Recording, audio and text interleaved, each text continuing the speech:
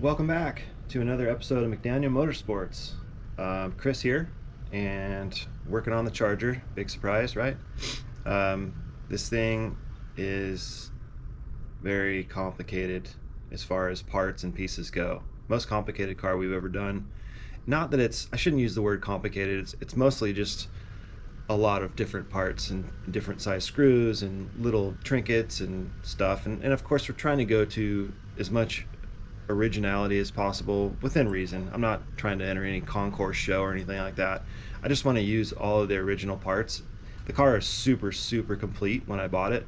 As you saw in the first video, it was super rough, but I bought it because of how complete it was, and shocker, I needed to buy a bunch of other stuff for it too. So it just is what it is at this point, and I think I'm 3/4 of the way into this thing. I really do, because I'm wiring. Most of the plumbing is done, and today's a big day because we just put the grill shell assembly on the car. As you know, we've been building that on the bench, and we finally got it to a point to where it's ready to bolt in. And check this out. It is on the car. Now that is the look, right? Of course, I painted the silver on there and it didn't come out very well, but it's gonna get pecked anyway on the street, and it's a driver, it's not a show car. You know, it looks really good on camera, let me tell you, but it's good enough in person for me. It's still a really nice car in my opinion, but opinions vary. So, but look at this. Went with gloss black because that's what the legend said over there. And now of course I got that legend on B bodies only. It's the legend right there, which I've shown in previous videos. But gloss black is what that legend said to do, and so we did it. I thought about doing semi just to lower the pop, but I'm glad everyone likes gloss black. So, and again, I guess it's really up to the builder, really, or what he prefers, or what the owner of the car prefers. So this is what I preferred. As you can see, I've got the hood latch in here as well, and that was restored by us as well. Just about everything on this car has been restored by us, whether it be powder coated or just blasted and shot. But all the original hardware is still here. The little anchor bolts, the T-bolts, the SEMS bolts, the little X bolts are pretty much everywhere as well. So really happy with the way this came out. I mean, who doesn't love a Charger front end? In fact, I love it so much I'm probably gonna turn the car around here in the next couple days. I need to get the grill or the Charger emblems polished up, and we're gonna paint the red and black on that just by hand. That'll look really nice after we polish it. But the belts are on. Only took three visits to the auto parts store too. And you know, something I didn't know, and I've been doing this for a while, but I was not aware that they made two different widths of V-belt. So if you did, good on you. I didn't. So apparently they make a 3/8 and a 1/2 inch. What's interesting is the alternator, it appears to be a 1/2 inch. Everything else appears to be 3/8. So I'm not sure if that's going to make the alternator squeal. I guess we'll find out. But happy the belts are on and the accessories are buttoned up, painted to perfection. We did have some hardware that we weren't happy with how the paint came out, so we reblasted it, reshot it, so it looks much better. Here you can see my power wire coming in for the MSD box. I had to extend that, and I've got my mag pickup pair there, my coil wires there. I still have to figure out a place to put the coil. I'm leaning towards the back here to where you can't really see it. If it wasn't for such a deck height issue, so this 440s are a tall deck engine. I believe it's like a little over 10-inch deck. I'm sure I'll be corrected in the comments, which is fine. 383, which is what this car came with, would have, I believe, an 8.5 inch deck. So air cleaner is an issue. This is a 3-inch by 14 air cleaner, and it's got the biggest drop I could find. I think it's 2 1/4 base drop, and I have to hope and pray that my throttle linkage will work. I don't know how people get around this, but as you can see, the heads have a huge casting right here, whereas on a 383 it would be about maybe a third of this from what I've been able to tell. So this is tall deck issues, really. In a Charger, I honestly didn't think I'd have these kind of issues because these engine bays seem so big before you put the engine in, and then once you put it in, it's like, oh, there's no more room left. So I still have a steering column to restore. I'll be doing that soon. But I really wanted to get all the components, all the electrical components in their place so I can start roughing in wiring to them like this. And that's typically how I like to do things. Like, you know, tail lights are in. I'll show you those.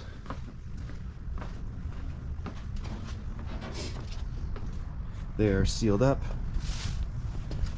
with those foam gaskets. You can see this is original chrome, original lenses, and original housings. The chrome is not very good, but it was polished by us, and I'm gonna run with it for now. I don't know, it's kind of a toss-up. You know, you want the shiniest and the best for your car, especially after all this work, but aftermarket stuff just doesn't have as much weight behind it to me. So I'd rather polish up an original turd than put an aftermarket turd that somebody else laid on the car. So eventually they'll probably get replaced with, if I can find some good OEM ones. We'll see. Everything's so expensive. Credit card's on fire still, so. But you can see the housings are really nice. We blasted those here, and you see the painter signature there. I insisted on that. But yeah, things are going very well here after a long, hard journey. It's been a year and a half. In fact, we just had to reintroduce the car on YouTube, on our channel. In fact, the most recent video. It seems like it had been a while since I had told everybody what this thing is, and everybody loves a Charger. So why wouldn't you want to know what when a big block 4-speed Charger is being resurrected? I know I would. Even if it's someone else's car, I'd love to see it. So anyway, let's get wiring. I got lots to do still. All right, so had to make another hole. Just got the grommet in. It's nice and seated. Have a little more room in the tunnel with this guy. It was getting a little close to the bell housing of the trans on this guy, but I just touched it barely. So this guy had a little more room. So anyway, so now I've got my two reds that go to the battery. One's the trigger, the other one's the power, and this is also 2 grounds, probably one for the fan motor, the other one for the control, maybe, I don't know. And then my trigger wire for the compressor is another blue one that I'm going to run through there. So, and you know, there's really no other way to do this if you want to hide it. A lot of guys will run it through the inside the fender well, and I'm trying to avoid doing that. All I'm going to do is run this little guy for the hot water control servo. So I did wrap that guy up, but I have a ground that I need to land inside the car. I think grounds being inside the car are way more reliable because it won't get rusted and corroded. Obviously less weather in the car, so this guy is going to go through that little 5/8 hole right there, and these guys are going to go through here. So let me wrap these guys up so they all kind of just stay together. It's easier to feed them. Hey guys, so in this segment we are still wiring, and I'm running the rear harness from basically the firewall back to basically so it has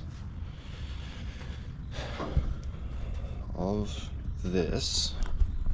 So I've got my right turn, which is dark green, running lights in brown, left turn is yellow, all pretty standard colors.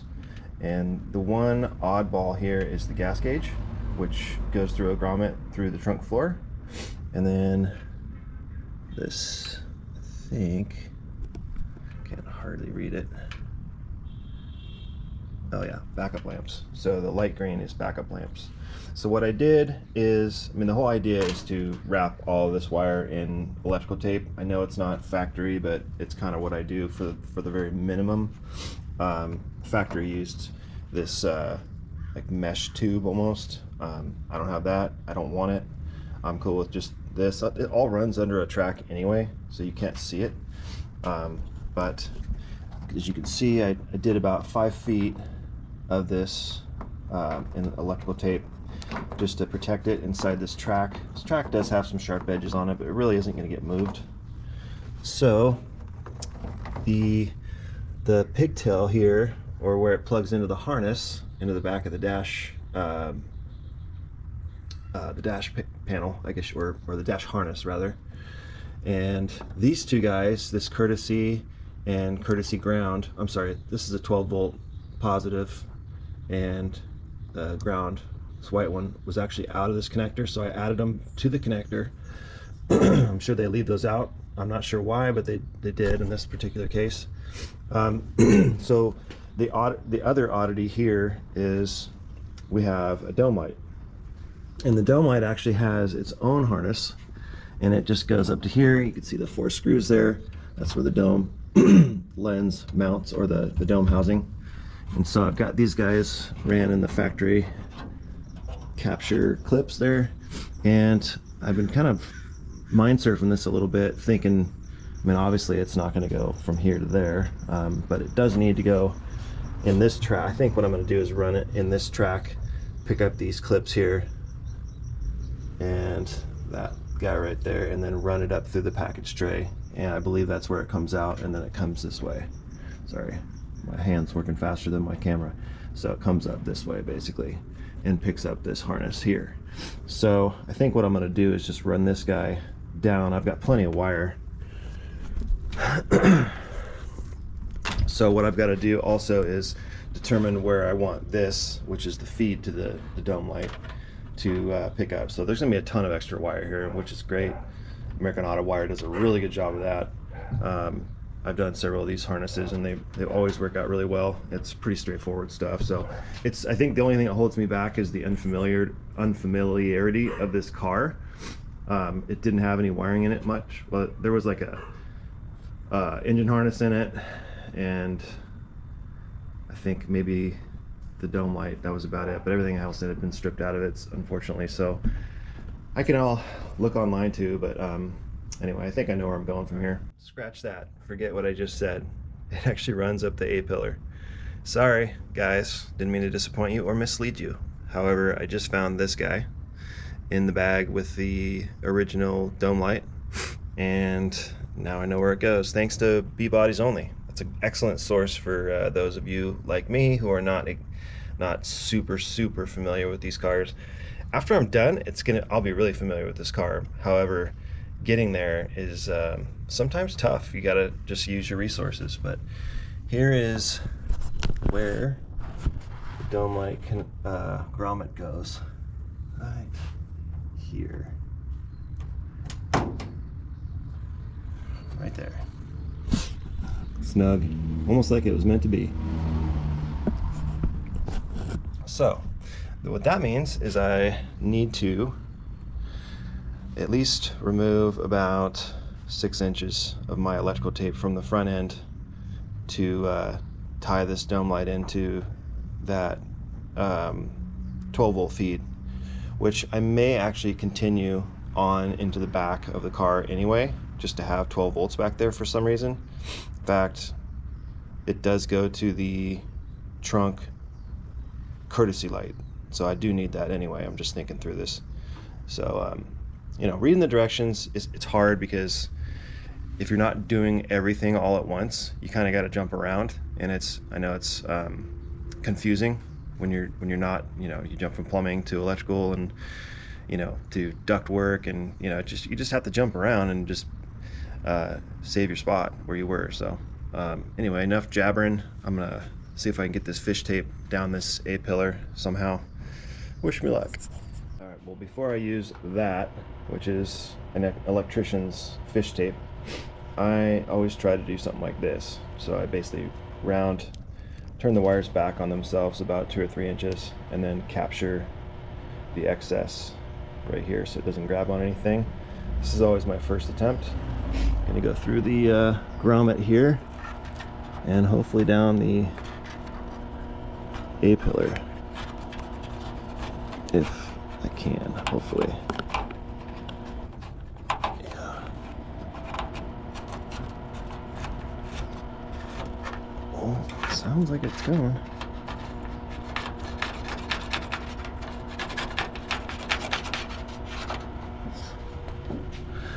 There's a pretty big void there.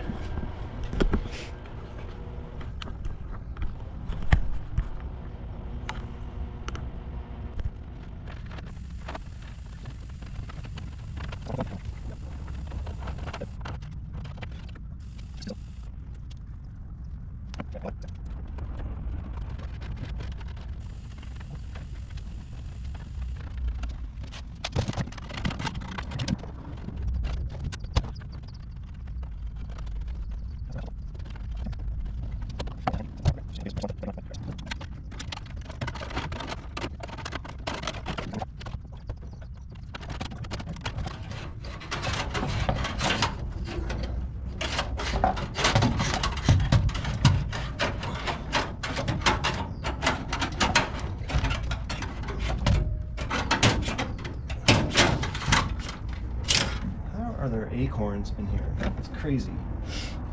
And what put them there? That might be why it's not going through. I still don't understand how there's acorns in my A-pillar. I got it. So I'm going to push down while it's unconventional. I'm going to feed this pair of wires down with the fish tape. So usually you pull the you push the fish tape through up here, and then you attach wires to it, and then you pull it down. Since I just easily push the fish tape down through this hole right here, you can see it right, well, I can feel it, maybe you can't see it, but that is what I'm gonna do. And you might see me fail.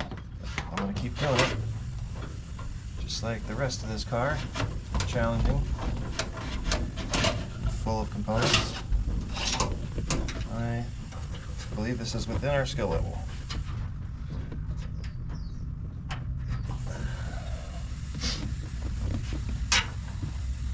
Famous last words, right?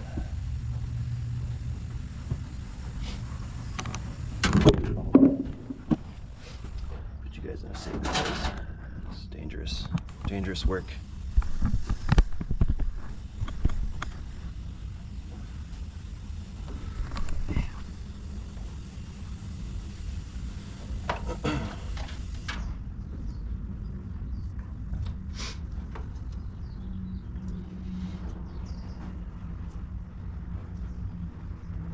Now you want to keep this as small as you can. Are there any electricians in the feed here? Let us know if you are. My hat's off to you.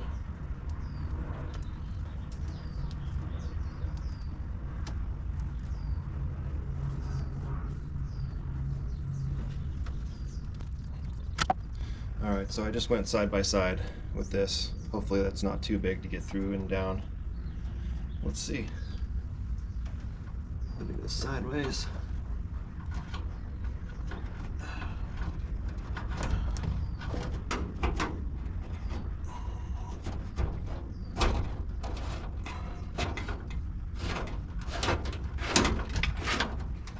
Still pushing acorns out. There it is.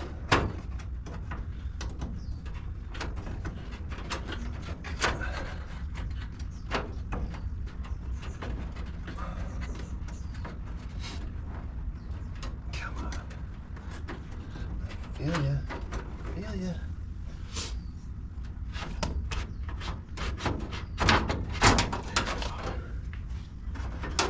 There we go. Now you can see it. Got it.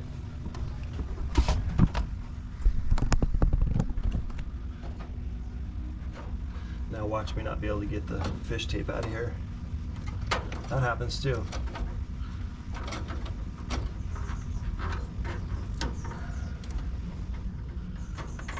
Okay. Now these little fish tapes can snag. So I'm just gonna hold on to this while I carefully back it out.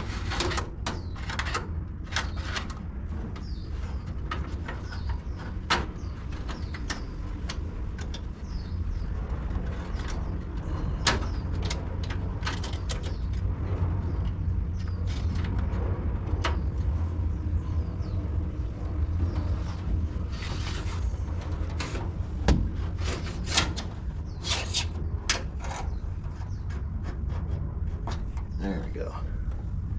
Gotcha. Just fish tape away before it scratches the car again.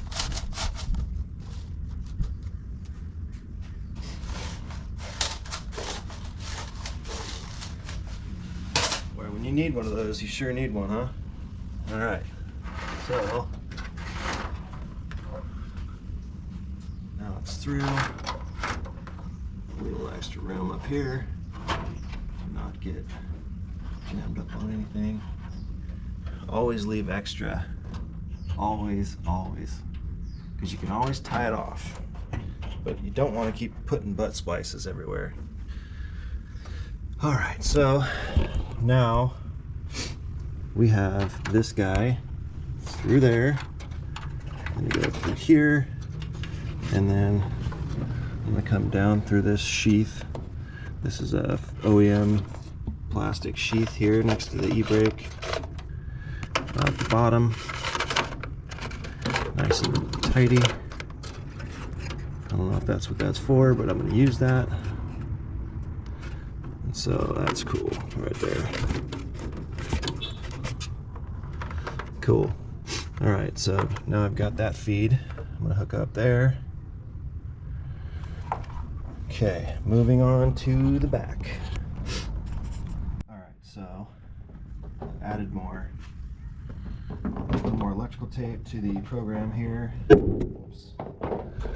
Gonna set this here so I can show you what I'm doing. And there's, luckily the factory gives you tons of little clips to use along the driver's side. And there's even a track on the passenger side, if you didn't know. I don't recall seeing any wiring from that when I took this car apart, but it might just be there for more loaded versions of this car, like an SE, RT, SE car, maybe with power windows. But other than that, I think it's, on this car it'll all just be down the driver track. Gosh.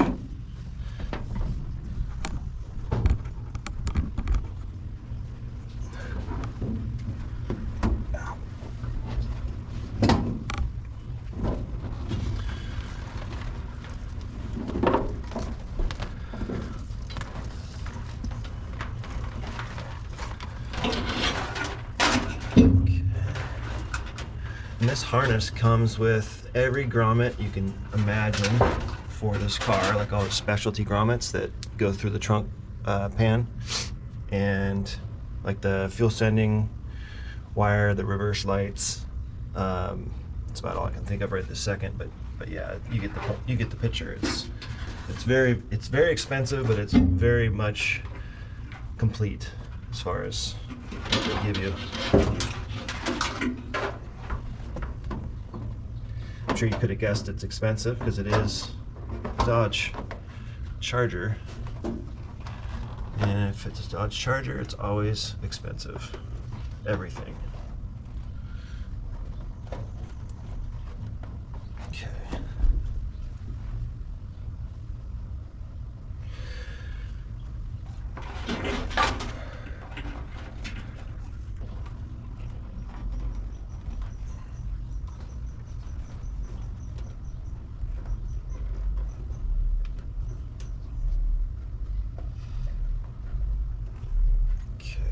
All right. So I would caution you again on making your harness too short. Don't want to do that. So what I've done here is, obviously the whole entire dash harness is on my dash assembly over there. That includes the bulkhead that goes to the firewall, which everything else plugs to, like the front light harness, the engine harness plugs into the one on the bulkhead, but on the other side. Now this guy, this is the rear harness, obviously, and I am always paranoid about not leaving enough wire. You know, you can always tie it up with zip ties and hide it. That's really the easiest way to go about it. But they give you so much extra wire in the back, it really makes sense to just do yourself a favor. Just put a little extra in there, just to be sure. Watch me cut it too short, look like an idiot, but I think I'm okay. I'm good.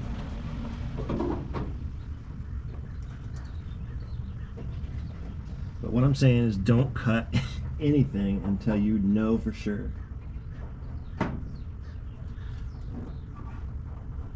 Wiring scares a ton of people, but I think the biggest mistake you could make is not leaving yourself enough wire.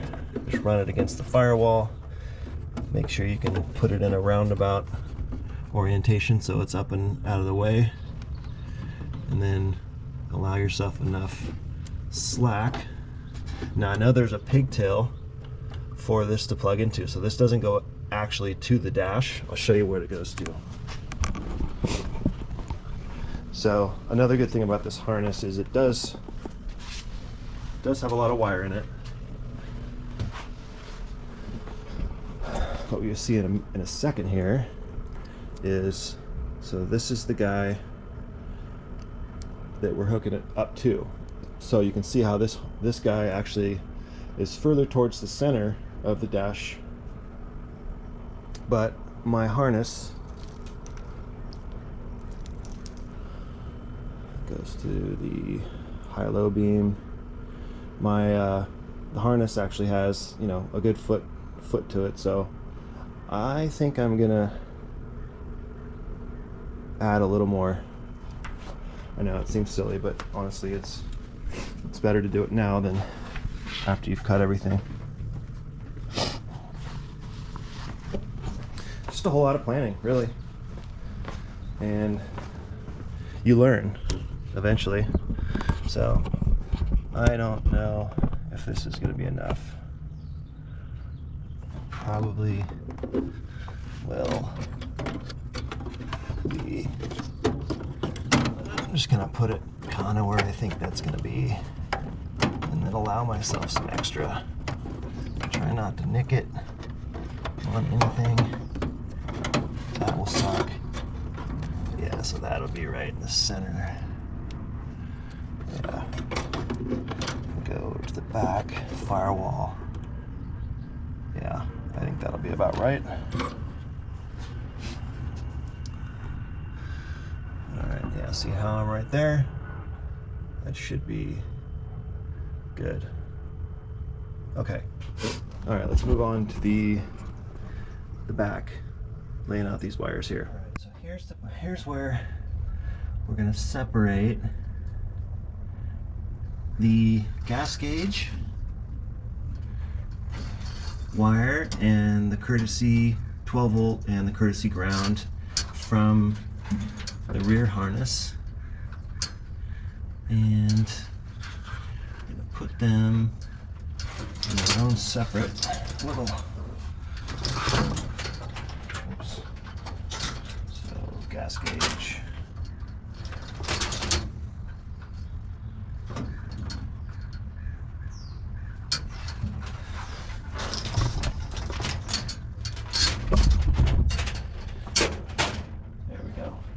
So now I have my turn signals, reverse, and roller lights all separated from the gas gauge and those courtesies. And run it over here. really simple. I mean, it's most of it is just wiring lights, because there's so many different lights on these cars.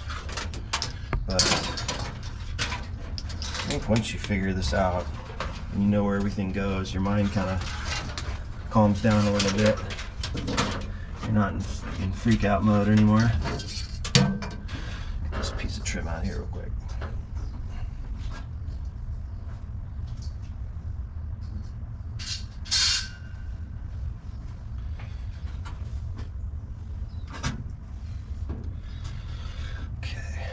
Grab. I gotta get myself in this trunk here.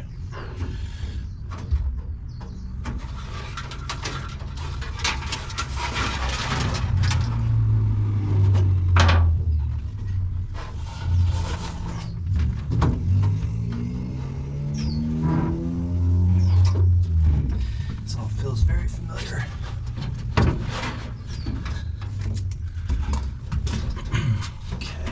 So,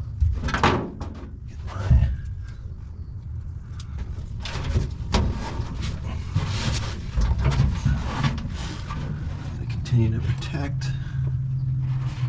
these guys. Yeah, so when you open this trunk, a light comes on. And gas gauge runs through the floor. So I'm going to break these off away from all the rear lights. Now I keep repeating myself, but that's me preventing me from freaking out.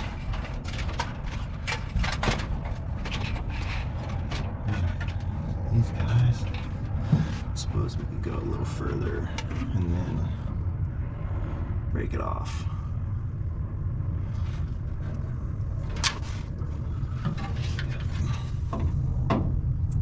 You know, electrical tape doesn't work on anything but itself.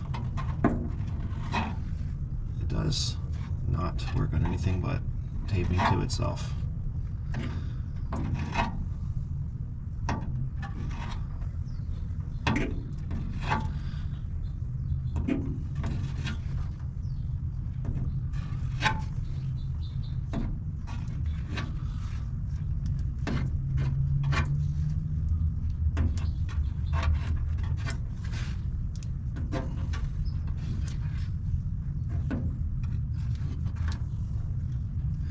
And you might be wondering why there's no fuel tank ground.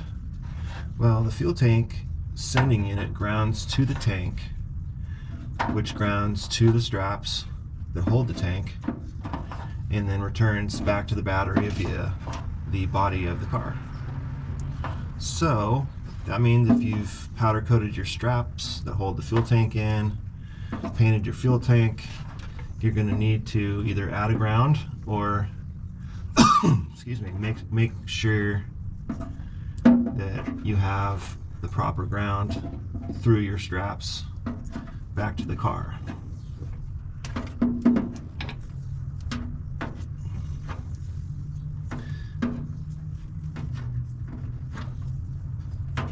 A lot of guys will just add a wire though and just keep everything painted and just ground it to the chassis itself, so that's really not that hard.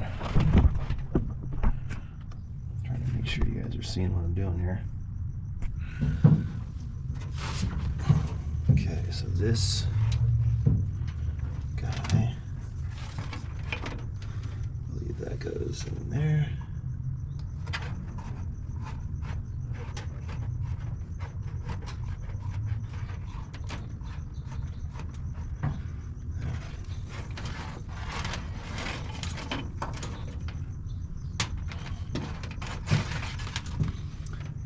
This guy will take off and go up here. Comes to this little guy right here. That if you're a long-time watcher of the channel, you remember me welding this guy back on when I did the Dutchman panel. And under here, a new trunk or a new plenum. This is all brand new stuff. So that was fun. I would do it again.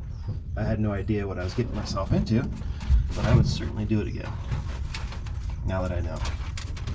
But, you know, if you watch enough Chris Birdsong videos, you can really see kind of how it goes together, and how that guy Chris is the master of charger, you know, Gen 2 charger sheet metal.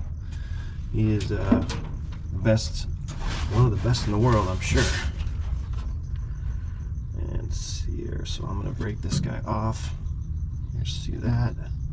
So I wanted to get this strap right here to be my last strap before the gas gauge takes off and the courtesy takes off. So I'm going to break this here. There's that.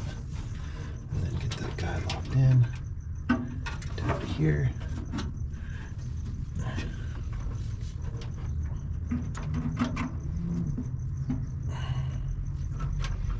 Now we can make our own little breakaway package for the courtesy light.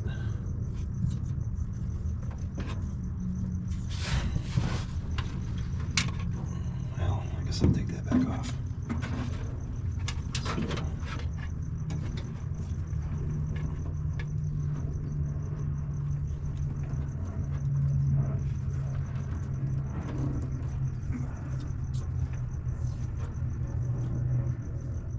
And you know, if you want to know about electrical and how this stuff works and know how to test this stuff, I stumbled on a guy named Scanner Danner a few months back, and he's actually a teacher, I think at a technical school, and he is really good at explaining how to troubleshoot 12-volt systems, even modern. In fact, he does mostly modern car stuff.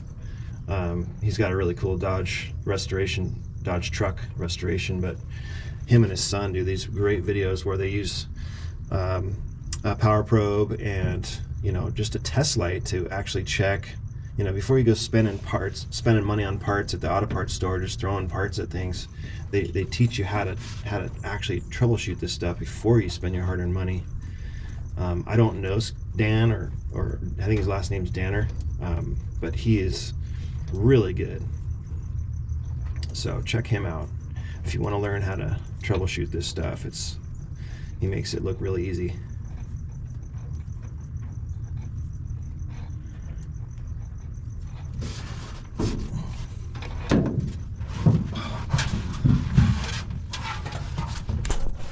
Just for a second here.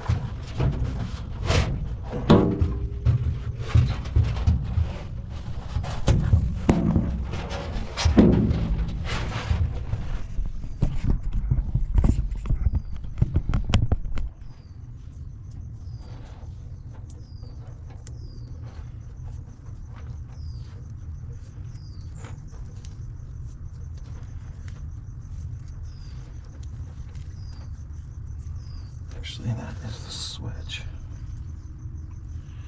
I wonder if that light, this is,